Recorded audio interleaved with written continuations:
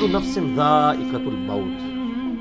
یہ قرآن حکیم میں کئی دفعہ یہ آیت ریپیٹ ہوئی کہ ہر جان کو موت کا مزہ چکھنا ہے.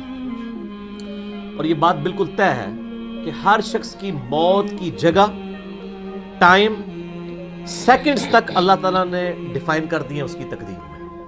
وہ آگے پیچھے نہیں ہو سکتی، نیور، ناٹ ایٹ آل. اور یہ جو بخاری مسلم میں آیا نا کہ جو شخص چاہتا ہے کہ اس کی عمر دراز کر دی جائے، اس کے رزق میں فراوانی ہو، وہ اپنے رشتہ داروں کے ساتھ حسن سلوک کرے، تو یہ بھی تقدیر میں لکھا ہوا ہوگا کہ اس کی عمر ہے 60 سال، لیکن یہ اپنے رشتہ داروں کے ساتھ حسن سلوک کرے گا، اللہ تعالیٰ اس کی عمر 70 سال کر دے.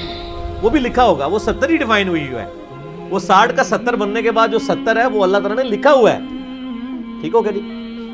تو یہ اللہ تعالیٰ کے یعنی فیصلے ہیں. قرآن حکیم بالکل واضح ہے. سورہ ال عمران میں آتا ہے کہ جب غزوہ احد کے موقع کے اوپر منافقین نے کہا نا کہ ہم نے اپنے بھائیوں کو منع کیا تھا کہ احد کے میدان میں نہ جاؤ ورنہ قتل ہو جاؤ گے، تو اللہ تعالیٰ نے فرمایا اگر ان کی موت کا وقت آ چکا ہوتا یہ خود کھینچے چلے جاتے اپنی مقتل گاہوں کی طرف، یہ اپنے آپ کو روک بھی نہ پاتے. پھر سورہ نساء میں آیا کہ تم اپنے آپ کو مضبوط قلعوں میں بھی بند کر لو نا، موت تمہیں وہاں پہ بھی آ کے جائے گی. وہ موت کو آپ ٹال نہیں سکتے، ایک لمحہ نہ آگے ہوگی نہ پیچھے. سورہ لقمان کے بالکل اینڈ میں آتا ہے نا کہ 5 علوم اللہ تعالیٰ کے ساتھ خاص ہیں. ان میں ایک ہے کہ کوئی جان نہیں جانتی کہ اس کو کس زمین میں موت آئے گی. ہاں اللہ تعالیٰ وحی کے ذریعے بتا دے، جیسے مسلم شریف میں حدیث ہے نبی صلی اللہ علیہ وآلہ وسلم نے غزوہ بدر سے ایک دن پہلے زمین پہ لکیریں کھینچ دی تھی بدر کے میدان میں. یہاں کل ابو جہل کی لاش ہوگی، یہاں عتبہ کی ہوگی، یہاں امیہ ابن خلف کی ہوگی. سر اب آپ عمر سیریز دیکھیں نا، وہاں آپ کو لاشیں پڑی ہوئی نظر بھی آئیں. ٹھیک ہو گیا جی؟ تو یہ آپ صلی اللہ علیہ وآلہ وسلم نے پہلے ڈیفائن کر دی تھی ساری چیزیں. تو یہ اللہ تعالیٰ نے آپ کو وحی کے ذریعے بتایا تھا. اللہ تعالیٰ بتا سکتا ہے اپنے پیغمبر کو. تو واقعی موت کا وقت مقرر ہے، وہ ٹل نہیں سکتا. لیکن اس پہ یہ بھی سوال ہوتا ہے کہ اگر کوئی شخص کسی کو قتل کر دے تو پھر اس کا کیا قصور ہے؟ وہ اللہ تعالیٰ کا ایک قانون ہے. اس نے مرنا تو تھا، اس میں کوئی شک نہیں ہے، لیکن دنیا میں اللہ تعالیٰ نے رولز اور ریگولیشن کے ساتھ دنیا کو جوڑا ہوا ہے. سورۃ البقرہ میں آیا کہ قصاص میں انسانیت کی زندگی ہے. سورۃ المائدہ میں آیا جس نے ایک جان کو ناحق قتل کیا اس نے پوری انسانیت کو قتل کیا، اور جس نے ایک شخص کی جان بچائی پوری انسانیت کی جان بچائی. لہٰذا یہ جو کوئی کسی کو قتل کرے گا تو قرآن میں ہے قصاص کے اندر انسانیت کی زندگی ہے. انسانیت 2 چیزوں میں چل رہی ہے، احترام جان اور احترام مال. اگر یہ 2 چیزیں نکل جائیں تو معاشرہ نہیں چل سکتا. گوروں کا معاشرہ ہم سے بہتر کیوں ہے؟ بغیر ریلیجن کے بھی احترام جان احترام مال ہے، جسٹس ہے، انصاف ہے، عدالتیں آزاد ہے، جہاں پہ احترام جان بھی احترام مال بھی ہے. سالوں تک وہ ثبوت ڈھونڈتے رہتے ہیں، اس کے بعد بندے کو پکڑتے ہیں. یا بندے پکڑ کے غائب ہو کے مر مرا جاتے ہیں، ان کے رشتہ دار عدالتوں کے چکر کاٹتے رہتے ہیں کہ جی ہمارا بچہ اٹھایا گیا. نہ عدالتوں کو پتا ہوتا ہے نہ اور کسی کو پتا ہوتا ہے. یہ چیزیں تو پھر ظاہر ہے کہ ایک ریونج کریٹ کریں گی نا. ہم اس لیے کہتے ہیں عدالتوں کو آزاد ہونا چاہیے، عدالت سے اوپر کوئی نہیں ہونا چاہیے. عدالتیں آزاد ہوں گی، باقی سارا سسٹم بہتر ہو جائے گا. ٹھیک ہو گیا؟ تو یہ یعنی اللہ تعالیٰ نے وقت مقرر کر دی ہے، وہ آگے پیچھے نہیں ہوگا. اور آپ دیکھتے ہیں کتنے لوگ موت کے منہ سے واپس آ جاتے ہیں. حضرت خالد بن ولید رضی اللہ تعالیٰ عنہ 100 سے زیادہ مار کے لڑے انہوں نے، اور جب موت کا وقت قریب آیا وہ کہتے ہیں میرے جسم کا کوئی ایک حصہ بھی ایسا نہیں جہاں پہ کسی نیزے یا تلوار کا نشان موجود نہ ہو. یہ عمر سیریز میں انہوں نے ان کی موت کا وقت فلمایا ہے. ابو دردہ ان کے پاس بیٹھے ہوئے ہیں اور وہ کہتے ہیں دیکھ لو اگر موت میدان جنگ میں آنی ہوتی نا ابو دردہ تو میرے جسم کا ایک حصہ بھی ایسا نہیں جہاں پہ کوئی زخم نہ ہو، اور میں ایک بوڑھے اونٹ کی طرح بستر مرگ پہ مر رہا ہوں. میدان جنگ میں نہیں شہادت ملی. شہادت اتنی آسانی سے نہیں مل جاتی انسان کو. وہ اللہ تعالیٰ جس کے لیے ڈیفائن کرے گا. باقی یہ کہ اللہ تعالیٰ نے ان کو ایک فضیلت دی کہ وہ اللہ کی تلوار تھی. ظاہر تلوار تو ٹوٹ نہیں سکتی تھی. تو جو لوگ اللہ کے لیے زندگی گزارے وہ عام حالت میں بھی مرے، اللہ تعالیٰ ان کو شہادت کا رتبہ عطا فرما دیتا ہے. میدان جنگ میں جانے سے موت نہیں آتی. کتنے لوگ موت کے منہ سے واپس آتے ہیں. اور سر ایئر کریش میں لوگ بچ گئے ہوئے ہیں، اور تو اور چھوڑ دیں جہاں پہ کوئی انسان امیجن نہیں کر سکتا. کئی بم پھٹتے ہیں، بندے مر جاتے ہیں، کسی عورت نے بچہ اٹھایا ہوا، بچہ سینہ سلامت مل جاتا ہے وہاں سے. یہ اللہ کے فیصلے ہیں کس کے لیے کیا زندگی رکھی ہے. وہ اسی لیے کہا جاتا ہے نا کہ مارنے والے سے جو بچانے والا جو ہے نا وہ بڑا ہے. یعنی وہ ویسے تو مارنے والا بھی اللہ ہی ہوتا ہے، لیکن وہ اس حوالے سے کہا جاتا ہے کہ دنیا میں اگر کوئی سمجھتا ہے نا کسی شخص کو مار سکتا ہے تو، اور اگر اللہ نے اس کی موت نہیں لکھی ہوئی، موت انسان کی زندگی کی حفاظت کرتی ہے سر۔ میری سب سے بڑی محافظ میری موت ہے۔ اگر میری موت لکھی ہوئی ہے نا 2050 کے اندر، پوری دنیا مل کے بھی مجھے 2049 میں بھی نہیں مار سکتی، آج 2018 میں تو تصور بھی نہیں۔ اور اگر میری زندگی لکھی ہوئی ہے 2018 میں ختم ہونی، چاہے وہ ایئر کریش کے اندر ہو، چاہے وہ ہارٹ فیٹ کے ذریعے ہو، چاہے وہ گردوں کے فیلئر کے ذریعے ہو، چاہے برین ہیمریج کے ذریعے ہو، کسی بھی ذریعے سے ہو، تو کوئی اسے بڑھا نہیں سکتا۔ دیکھ لینا آپ پچھلے دنوں کتنا بڑا ایک واقعہ ہوا ہے،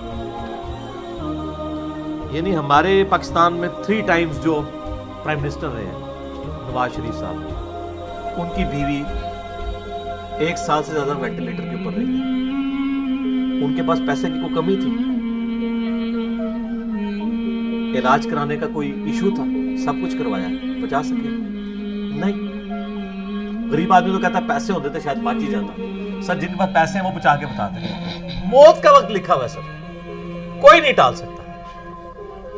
صرف پیغمبر کے بارے میں بخاری مسلم میں آتا ہے، عائشہ کہتی ہیں کہ نبی صلی اللہ علیہ وآلہ وسلم فرمایا تھا کہ اللہ تعالیٰ انسان جو پیغمبر ہوتا ہے نا اس کے اوپر یہ آپشن رکھتا ہے کہ وہ چاہے تو ہمیشہ کے لیے زندہ رہے، چاہے اسے موت آ جائے۔ پیغمبر کے علاوہ کسی اور کے لیے یہ فضیلت نہیں ہے۔ اور کہتی ہیں کہ بخاری مسلم دونوں میں نے وفات النبی پہ مسئلہ 163 بھی ریکارڈ کروایا، اس میں نے بتایا تھا کہ عائشہ کہتی ہیں نبی صلی اللہ علیہ وآلہ وسلم اپنے موت کے وقت بار بار اوپر سر مبارک یعنی اٹھاتے تھے اور کہتے تھے اللہم الرفیق الاعلیٰ۔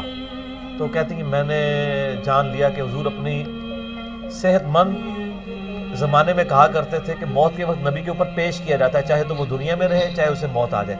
تو مجھے لگتا ہے کہ نبی علیہ السلام پہ اس وقت آفر وہ پیش کی جا رہی ہے اور آپ کہہ رہے ہیں اللہ مجھے رفیق الاعلیٰ کے ساتھ ملا لے۔ تو میں نے کہا مجھے اب پتہ چل گیا کہ آپ سے سب کو یعنی وفات ہو جائے گی۔ یہ نبی کے لیے خاص ہے اور کسی کو کوئی آپشن نہیں ملتا۔ وہ بخاری مسلم میں موجود ہے نا حدیث، حضرت موسیٰ علیہ السلام کے پاس حضرت اسرائیل علیہ السلام، اسرائیل کا لفظ تو تفسیر تبری میں اور یہودیوں کے ہاں ملتا ہے، یہ بنی اہل سنت کے ہاں بھی رناؤنڈ ہے۔ اصل میں لفظ ہے ملک الموت، دونوں لفظ ٹھیک ہیں۔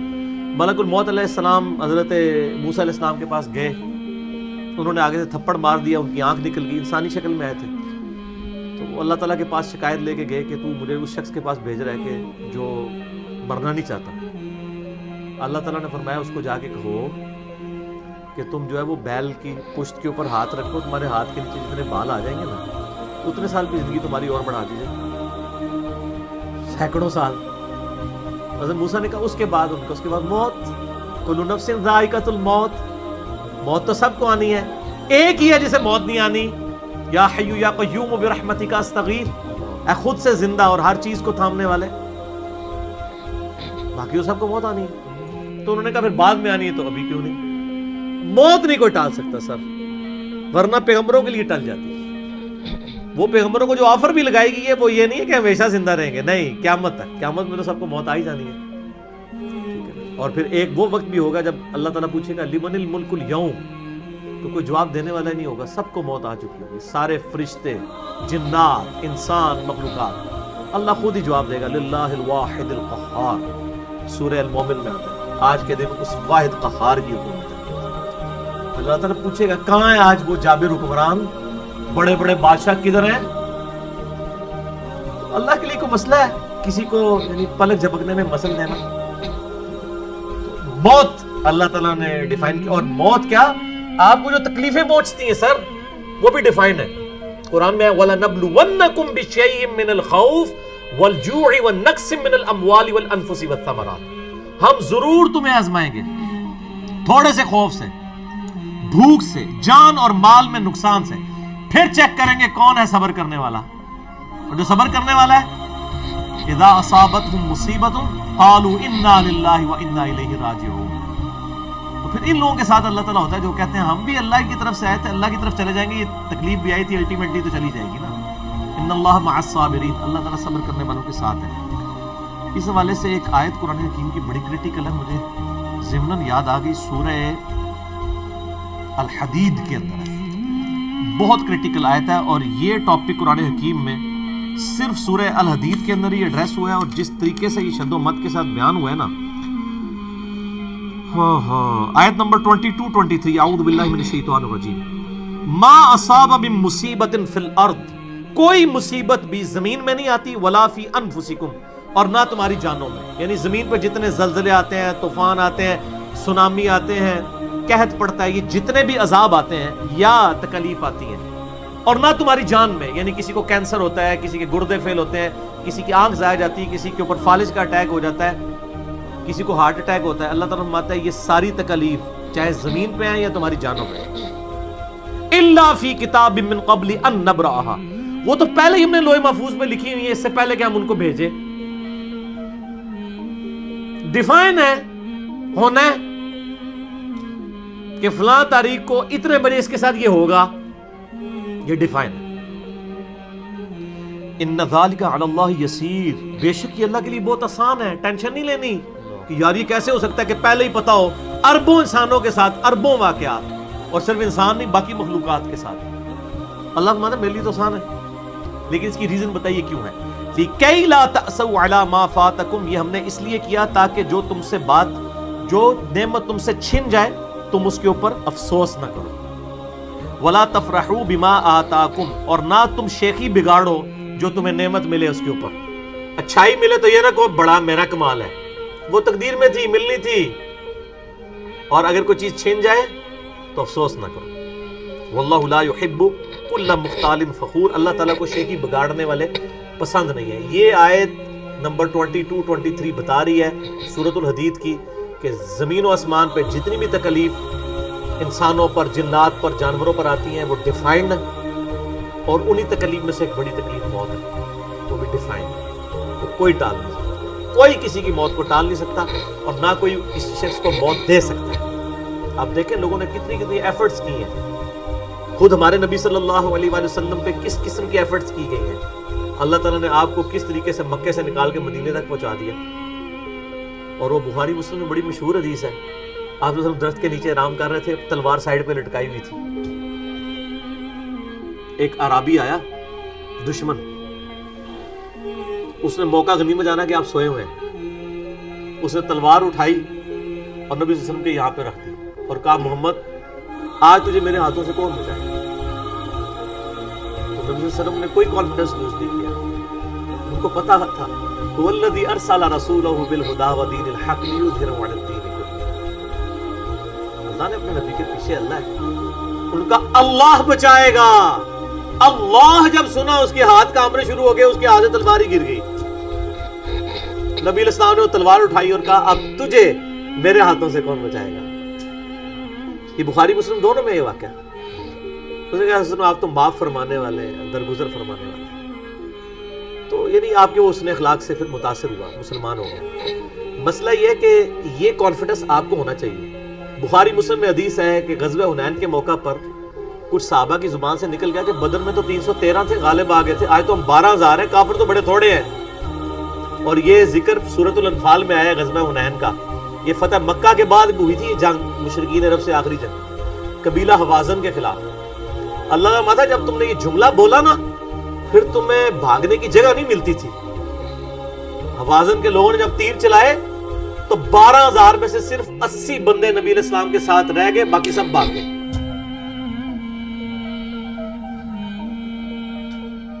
اور صحابہ کہتے ہیں، بخاری مسلم کے الفاظ ہیں، میں نے حضور کے معجزات والا جو لیکچر دیا ہے مسئلہ 131A-B-C-D، اس میں بھی بتایا کہ نبی علیہ السلام اکیلے آگے جا رہے ہیں، انا النبی لا کذب انا ابن عبد المطلب، میں نبی ہوں اس میں کوئی شک نہیں ہے، اور میں عبد المطلب کا بیٹا ہوں۔